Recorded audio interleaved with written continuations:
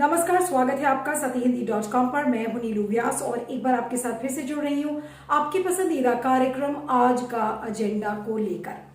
आज बात करते हैं एक वायरल हुए वीडियो की, जो कि बहुत दुर्भाग्यपूर्ण है और अगर आप वो वीडियो को ध्यान से देखें तो शायद आपको रात में नींद नहीं आएगी। जी हाँ, 45 साल के आफ्तार अहमद की बात कर रही हूं, जो कि कानपुर के वरुण विहार इलाके में जो वीडियो दिखा वो वहां का है, जिसमें कि आफ्तार अहमद को बुरी तरह से पीटा जा रहा है और उसकी छोटी सी बच्ची गुहार लगा रही है कि मेरे पिता को मत पीटो। और ये वीडियो उस वाक्य का है जहां पर कथित रूप से बजरंग दल के लोगों ने आफ्तार अहमद को पीटा, ये कहते हुए कि आफ्तार अहमद ने ये कोशिश की थी कि एक महिला का जबरन धर्मांतरण कराया जाए, यानी कि उसको इस्लाम में परिवर्तित करवाया जाए। और इस वजह से बजरंग दल के लोग आए, उन्होंने आफ्तार अहमद को उसके घर से निकाला, घर से निकालकर उसको पीटा और पीटते वक्त उसकी छोटी सी बच्ची गुहार लगा रही है पुलिस से कि मेरे पिता को इस तरीके से मत मारो। लेकिन फिर भी जो कथित रूप से जो बजरंग दल के लोग उस वीडियो में दिख रहे हैं, वो उसको जबरन जय श्री राम बोलने के लिए मजबूर कर रहे हैं कि जय श्री राम बोलो, और इस वजह से उनको मारा जा रहा है और पुलिस मूक दर्शक बनी हुई है। आफ्तार अहमद को पुलिस को हैंडओवर भी किया जाता है, लेकिन फिर भी वो लोग जो गुंडे हैं वो आफ्तार अहमद को पीट रहे हैं। अब ये वीडियो तमाम जगह ये सोशल मीडिया पर वायरल हुआ और तब से एक ही सवाल जो जहन में आ रहा है वो ये है कि क्या जय श्री राम का नारा इस समय देश में क्या नफरत के लिए इस्तेमाल किया जा रहा है। जय श्री राम भगवान राम का नारा था, भगवान राम को याद करके और लोग बोलते थे कि जय श्री राम, उस राम राज्य को याद करते थे जो कि भगवान राम के समय में था। लेकिन मोदी काल में जय श्री राम का नारा एक वाहन बन गया है नफरत को फैलाने के लिए, माइनॉरिटीज यानी कि खासकर मुसलमानों को दबाने के लिए, मुसलमानों को डराने के लिए, मुसलमानों को धमकाने के लिए और मुसलमानों को ये बताने के लिए कि अगर भारत में रहना है तो फिर जय श्री राम बोलना पड़ेगा। तो कानपुर का जो ये वाकया है ये ठीक कुछ ही दिन बाद आया है। हमने अभी देखा था कि दिल्ली के जंतर मंतर इलाके में भी जिस दिन जो बीजेपी के पूर्व प्रवक्ता थे अश्विनी उपाध्याय, उनकी स्पीच हुई थी और भारत जोड़ो आंदोलन के दौरान उस समय भी मुसलमान विरोधी नारे लगे और उस समय भी लोगों ने कहा कि अगर हिंदुस्तान में रहना होगा तो जय श्री राम बोलना पड़ेगा और अगर मुसलमान जय श्री राम नहीं बोलेंगे तो उनको काटा जाएगा। कुछ इस तरीके के नारे वहां पर लगाए गए थे और ये जो सिलसिलेवार तरीके से ऐसी वारदातें आ रही हैं मुसलमानों को मारने की, पीटने की, धमकाने की, उनसे जबरन जय श्री राम उगलवाने की, ये कुछ ज्यादा हो गई हैं। और जब मैं ज्यादा कह रही हूं तो एक और उदाहरण आपको यहां पर देना चाहूंगी कि अभी दिल्ली में हाल में ही पिछले हफ्ते हज हाउस को लेकर एक विवाद पैदा हो गया था, जिस समय की हिंदू संगठन के लोगों ने और फिर विश्व हिंदू परिषद भी उसमें कूद पड़ा और उन्होंने कहा कि वो दिल्ली के द्वारका सेक्टर 22 के इलाके में हज हाउस नहीं बनने देंगी। अगर हज हाउस बना तो दिल्ली दंगों जैसी स्थिति आ जाएगी, तबलीगी जमात जैसी सिचुएशन आ जाएगी, जाफराबाद और शाहीन बाग बन सकता है। ये सब कहते हुए वहां पर विरोध प्रदर्शन हुआ और हज हाउस बनाने को लेकर एक बड़ा विवाद खड़ा हो गया। तो दिल्ली का जो हज हाउस का कंट्रोवर्सी, उसके कुछ ही दिन बाद, 2 दिन बाद आपने देखा कि दिल्ली के जंतर मंतर इलाके में ये खबर आई और अब कानपुर का ये कथित रूप से जो एक ये वीडियो वायरल हुआ है, ये आपको सोचने पर मजबूर कर देगा कि आखिर भारत के मुसलमान किस श्रेणी के नागरिक हैं, उनको भारत की सरकार किस नजर से देखती है। अगर आपने मोदी जी का जो पहला कार्यकाल है वो देखा हो तो उस समय विकास की राजनीति की बात ज्यादा होती थी कि हम सबका साथ करेंगे, सबका विकास करेंगे, हम मुसलमानों को भी रीच आउट करेंगे। लेकिन अगर मोदी जी का जो दूसरा कार्यकाल है उसमें जो हिंदुत्व की पॉलिटिक्स है, जो हिंदुत्व की राजनीति है, वो इतनी ज्यादा प्रबल हो गई है कि हिंदू राष्ट्रवाद के नाम पर जो लोग गुंडागर्दी कर रहे हैं, मुसलमानों को डरा रहे हैं, धमका रहे हैं, उनसे जय श्री राम के नारे लगवा रहे हैं, वो अपने आप में एक हिंदुत्व आतंकवादी की शक्ल में उभर रहे हैं। और उभर रहे हैं सिर्फ उभर नहीं रहे हैं, उनको बाकायदा पुलिस की संरक्षण मिली हुई है, सरकार का संरक्षण मिला हुआ है। वरना छोटे छोटे जो यंग बिल्कुल जो लड़के हैं और नवयुवक इतनी ज्यादा प्रबलता से वो सड़क पे नजर नहीं आएंगे। उनको ऐसा लग रहा है कि उनको सरकार ने बिल्कुल एक एजेंडा दे दिया है और इस एजेंडे को पूरा करना है। और वो एजेंडा क्या है कि हिंदुत्व राष्ट्रवाद का वाहन चढ़कर नफरत की राजनीति फैलाइए,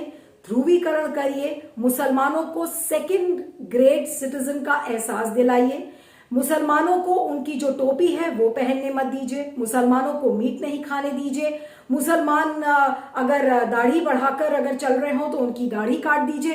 तो हाल में ऐसी कितनी सारी वारदातें आई हैं। अभी का एक और हादसा है कि जब जो खबरें आ रही थी मुजफ्फरनगर इलाके से, 11 अगस्त को हड़तालिका तीज थी और हड़तालिका तीज के 2-3 दिन पहले से ही उत्तर प्रदेश के मुजफ्फरनगर इलाके से ये ऐसी खबरें आने लगी कि जो तमाम हिंदू संगठन हैं, क्रांति सेना के जो एक्टिविस्ट हैं, उन्होंने दुकानों पर जाकर और घर घर जाकर ये कहना शुरू किया कि जो हिंदू महिलाएं हैं वो अब मुसलमान लड़कों से या पुरुषों से मेहंदी नहीं लगवाएंगी, वरना लव जिहाद का डर हो सकता है। उसके अलावा उन्होंने ये भी कहा कि जो हिंदू लड़के हैं वो बाल नहीं काटेंगे, क्योंकि ज्यादातर मुसलमान अगर आपने देखा हो तो वो बार्बर का काम करते हैं, तो उनसे बाल नहीं कटवाया जाएगा, कहीं ऐसा ना हो कि लव जिहाद का मामला आ जाए। तो इस तरीके की भ्रांतियां फैलाई जा रही हैं धर्म के नाम पर, इस तरीके की भ्रांतियां फैलाई जा रही हैं नफरत फैलाने के लिए। और समाज में नफरत किसके खिलाफ? मुसलमानों के खिलाफ, माइनॉरिटीज के खिलाफ, सिर्फ इसलिए क्योंकि धार्मिक राष्ट्रवाद का सहारा लेकर मुसलमानों के खिलाफ नफरत फैलाई जा रही है। इसको लेकर जो यूएस का जो ह्यूमन राइट्स कमीशन है उसने भी टिप्पणी की है कि भारत में जो धार्मिक जो परिवर्तन को लेकर और माइनॉरिटीज के खिलाफ जो ये केसेस बढ़ रहे हैं, तो एक डेटा सामने आया है जिसमें कि ये पता चल रहा है कि ये जो जहर फैलाया जा रहा है ये मोदी जी के दूसरे कार्यकाल में ये ज्यादा प्रबल तरीके से नजर आ रहा है। और एक नहीं, ऐसी आपको हम घटनाएं बता दें जहां पर कि एक मुसलमान व्यक्ति को यह बोला गया कि वो चोर है और उसको बुरी तरह से पीटा गया, झारखंड का मामला था। उसी तरीके से 2019 का एक मामला है जहां पर मुसलमान एक पुरुष ने एक अपनी टोपी लगाई हुई थी नमाज पढ़ने के पहले, उसको बुरी तरह से पीटा गया। उसके बाद हज हाउस का मैंने आपको बात बताई। तो कहने का मतलब ये है कि जो गुजरात का विकास मॉडल जो परोसा गया था, जो मोदी जी ने 2014 में परोसा गया था, तो उस विकास मॉडल के साथ साथ एक चीज और मोदी जी ने बहुत घिरे छुपे शब्दों में लोगों को परोसी, और वो क्या थी? जो राइट विंग नफरत की पॉलिटिक्स है, जो दक्षिणपंथी नफरत की जो राजनीति है, उस राजनीति को लोगों के बीच में परोसा गया, ये कहते हुए कि नहीं हम तो विकास का नारा लगा रहे हैं, लेकिन विकास के नाम पर मुसलमानों को दबाया जा रहा है, कुचला जा रहा है, उनके खिलाफ नफरत फैलाई जा रही है। और ये उनसे कहा जा रहा है कि अगर आपको हिंदुस्तान में रहना होगा तो आपको जय श्री राम का नारा लगाना ही पड़ेगा।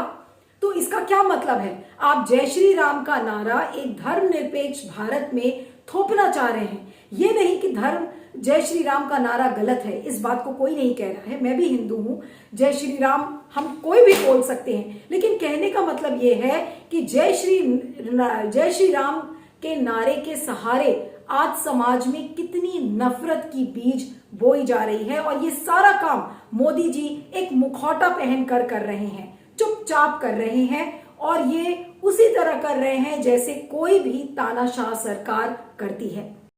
नीलू जी नमस्कार। आपकी चिंता और सभी सभ्य समाज की चिंता बिल्कुल वास्तविक है, और इसमें पुलिस के उत्तरदायित्व ये है प्रिवेंटिव अरेस्ट, प्रोएक्टिव एक्शन, और इसमें पहले भी पुलिस का पूरा सिस्टम इंटेलिजेंस ओरिएंटेड होता है। यहाँ इंटेलिजेंस तो छोड़ दीजिए, जो आंख के सामने हो रहा है, जो मीडिया को मालूम है, क्या पुलिस उससे अनभिज्ञ है? नहीं, मैं ये मानने को तैयार नहीं हूँ। एक पूरा शाखा होती है कम्युनल इंटेलिजेंस की, इंटेलिजेंस डिपार्टमेंट में स्टेट इंटेलिजेंस होती है, सेंट्रल इंटेलिजेंस होती है, पुलिस के थाने की इंटेलिजेंस होती है, और सब बिल्कुल हाथ पे हाथ धरे बैठे रहे।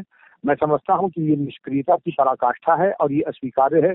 और जिसके भी क्षेत्र में इस प्रकार की दुर्घटना, मैं तो दुर्घटना नहीं हूँ, इस प्रकार का अत्याचार अगर हो रहा है और पुलिस मुख्य दर्शक बनी है, ऐसे थाना अध्यक्ष को पहले निलंबित होना चाहिए और पुलिस की कार्य संस्कृति में सुधार की जरूरत है। नीलू जी, ये बिल्कुल अस्वीकार है। अगर हम इस तरीके की जंतर मंतर के दृष्टांत को नजरअंदाज करें, कानपुर के विषय नजरअंदाज करें, तो फिर ये मान के चलिए कि फिर हम आगे अपने लिए एक मुसीबत को दावतनामा दे रहे हैं।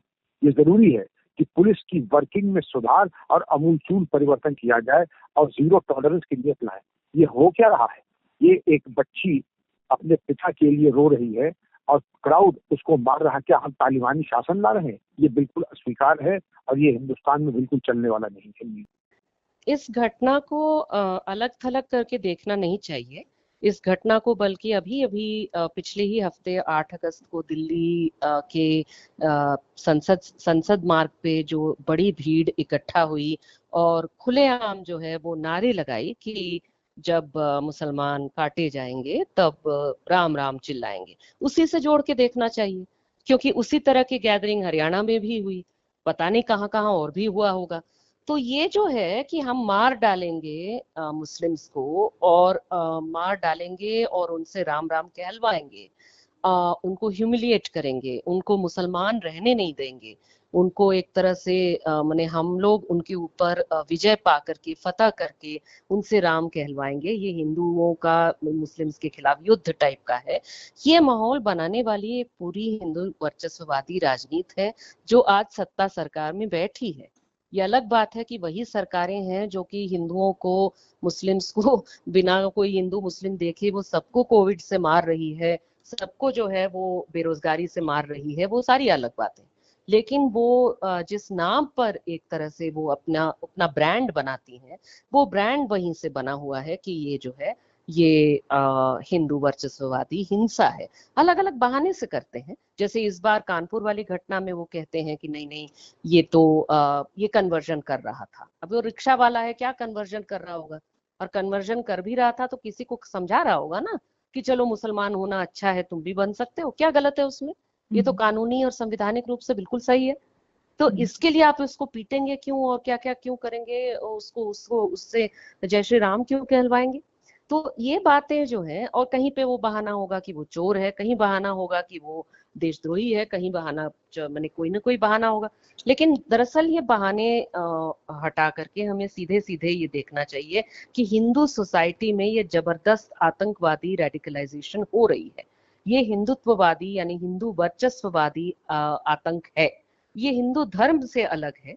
ये हिंदू वर्चस्ववादी राजनीति है जो मानती है कि भारत में हिंदू, मुस्लिम, सिख, ईसाई वगैरह सब बराबर नहीं है, तो बल्कि हिंदुओं का बाकियों पे वर्चस्व होना चाहिए। मोहम्मद अखलाक जो दादरी में जिसकी लिंचिंग हुई थी, उसका मामला सबको याद है। उसके बाद तबरेज अंसारी, ठीक जब मोदी जी का दूसरा कार्यकाल शुरू हुआ था, तो तबरेज अंसारी वो पहला लिंचिंग का हादसा था जो कि झारखंड में सामने आया था। उसके बाद एक 26 साल का टीचर था जिसका नाम था हाफिज मोहम्मद हल्दर, उसको चलती हुई ट्रेन से फेंक दिया गया जय श्री राम के नारे लगाते हुए। यानी कि जो 90% जो इस समय हेट क्राइम्स हैं, जो नफरत वाले अपराध हैं, वो मुसलमानों के खिलाफ है। लेकिन मजे की बात यह है कि ऐसे अपराध को न पुलिस अपराध मानती है न सरकार अपराध मानती है।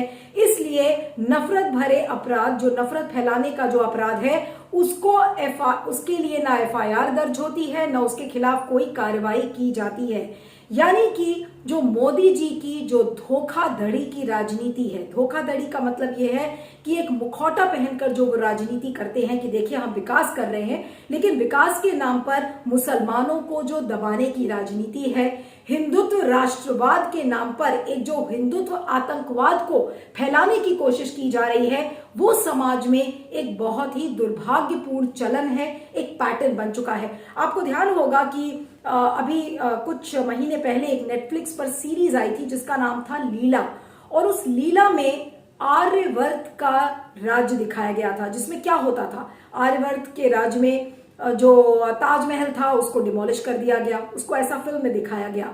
जो हिंदू महिलाएं थी जिन्होंने मुसलमान पुरुषों से शादी की थी, उनको ये बोला गया कि जाइए आप अपने आप को पवित्र करिए। तो इस तरीके की चीजें देखी गई थी और बहुत लोग ये कह रहे थे कि काफी कुछ जो इससे मिलती जुलती चीजें हैं ये वही है जो कि बिल्कुल मोदी काल में हो रही हैं।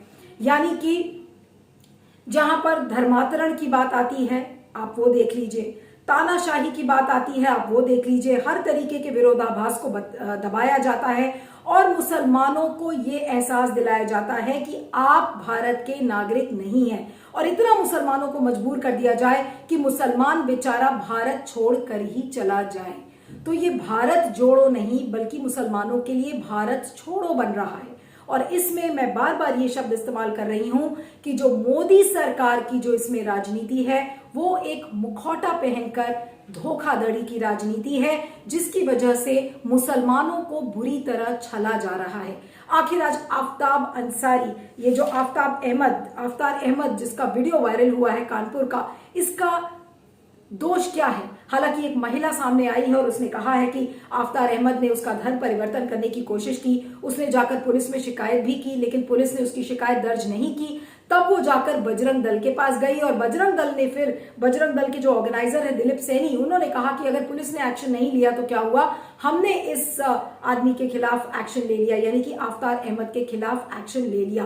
तो यानी कि जो ये एक एक्स्ट्रा जुडिशियल सिस्टम बनाने की कोशिश की जा रही है इन फ्रिंज एलिमेंट से, चाहे वो क्रांति सेना हो, चाहे बजरंग दल हो, चाहे श्री राम सेना हो या फिर कोई और ऑर्गेनाइजेशन हो, ये सारे ऑर्गेनाइजेशंस इस तंत्र का सबूत है, जो एक ऐसा तंत्र जो मुसलमानों को दबाने के लिए, कुचलने के लिए, उनकी आवाज को दबाने के लिए प्रबलता से उसको समर्थन दिया जा रहा है। और उसको समर्थन दे रही है पुलिस, उसको समर्थन दे रही है राज्य सरकारें, खासकर जहां पर बीजेपी की सरकार है। तो ये कैसी विकास की राजनीति है? गुजरात का मॉडल विकास का मॉडल जरूर रहा होगा, लेकिन गुजरात के ही मॉडल में हमने 2000 दंगे का मॉडल भी एक देखा था, और उसी तरीके के दंगे के मॉडल को अब ऐसा लग रहा है कि राष्ट्रीय स्वरूप दिया जा रहा है। और इसीलिए लोग कह रहे हैं कि Gujarat model is going national when it comes to suppressing the Muslims of the country. तो आफ्तार अहमद का क्या दोष है? उसे आज कैसे न्याय मिलेगा? क्या मोदी जी उसको उसके कंधे पर हाथ रखकर ये कहेंगे कि आफ्तार जो तुम्हारे साथ हुआ वो गलत हुआ, मेरी सरकार इस चीज के लिए जिम्मेदार है या मेरी पुलिस इसके लिए जिम्मेदार है? शायद ये चीज कभी नहीं होगी, क्योंकि इसको एक राजनीतिक एजेंडे के तहत किया जा रहा है। एक जहर घोलने का काम इस समाज में किया जा रहा है, एक ऐसा जहर जो कि मुसलमानों को पूरी तरह से खत्म कर दे। इस वीडियो के बारे में आपका क्या कहना है? फीडबैक जरूर दीजिएगा। मेरा ट्विटर हैंडल है @neelu317। आप देखते रहिएगा आज का एजेंडा और बने रहिएगा सत्य हिंदी पर। Thank you so much. सत्य हिंदी का ऐप डाउनलोड करें गूगल प्ले स्टोर पर।